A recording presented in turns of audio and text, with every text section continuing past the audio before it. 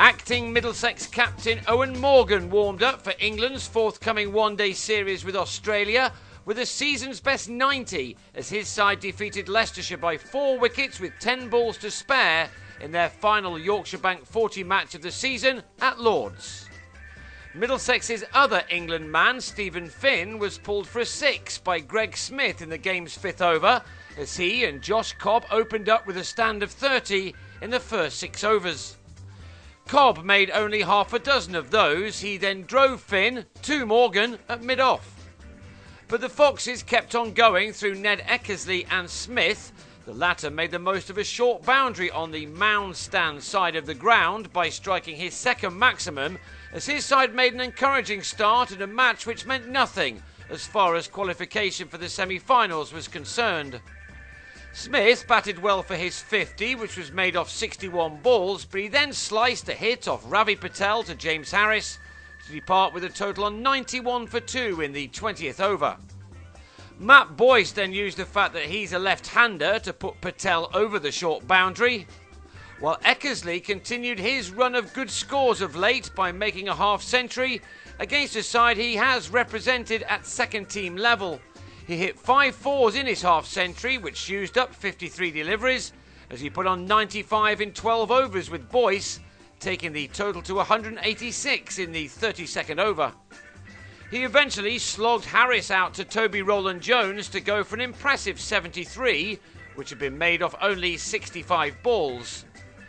Boyce then became the third Leicestershire player to record a 50, his coming off 51 deliveries with 3 fours and 2 maximums included. He took the total to 215 with 4 overs remaining to give his side a good chance of setting a testing target for the hosts. Boyce was out for 53, a nice moment this for debutant Ollie Wilkin, who had to thank Joe Denley for the catch in the covers. Wilkin had more reason to smile 4 balls later as he also removed Michael Thornley, who nicked a ball he tried to hit into the Thames to John Simpson. Leicestershire started to stumble towards the end of their innings. Rob Taylor found Wilkin in the deep off Rowland-Jones. Ben Rain gave Morgan his second catch off the bowling of Patel, for whom that was his second wicket.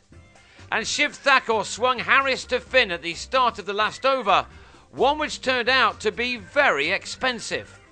A slow over rate added 6 penalty runs to the score, and Tom Wells, a young man who loves to clear the boundary, did just that not once but twice in the last over. He also smashed 3 fours off an over which, including the penalty, cost 32 runs to take Leicestershire to 274 for 8 from their 40 overs, Wells with 31 off 11 balls.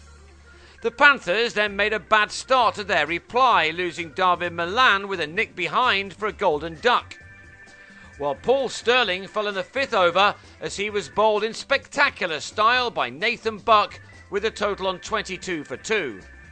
But the home side gave themselves a chance with a 3rd wicket partnership of 72 in 11 overs between Denley and Morgan, who both wanted to finish off this competition with some success.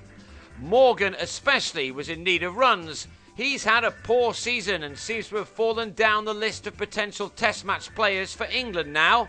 He also needed a score to take some form into the matches with the Aussies. Denley was out for 36, offering James Sykes a catch over an obstacle course to leave Middlesex on 94 for 3 after 15 overs. Morgan, however, remained, and he went to his first 50 of the season off 43 balls. He struck 3 sixes and 4 fours in that, and was beginning to look back to his best, just at the right time for his country. He was producing some of the remarkable shots that made him one of the most sought-after cricketers in the world, and in doing so he was giving his side a great chance of chasing down their target.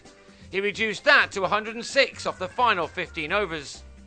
But just when it looked as if he was going to score a big 100, he used the wrong part of his bat to scoop a catch to Smith off Thakur, who enjoyed the moment clearly.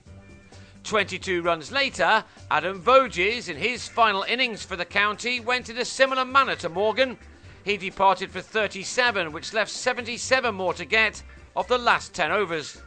Simpson then grabbed the reins, finding the boundaries just when he needed to, as he dominated an important 6th wicket partnership with Wilkin, which put on 60 of the runs required in 7 overs.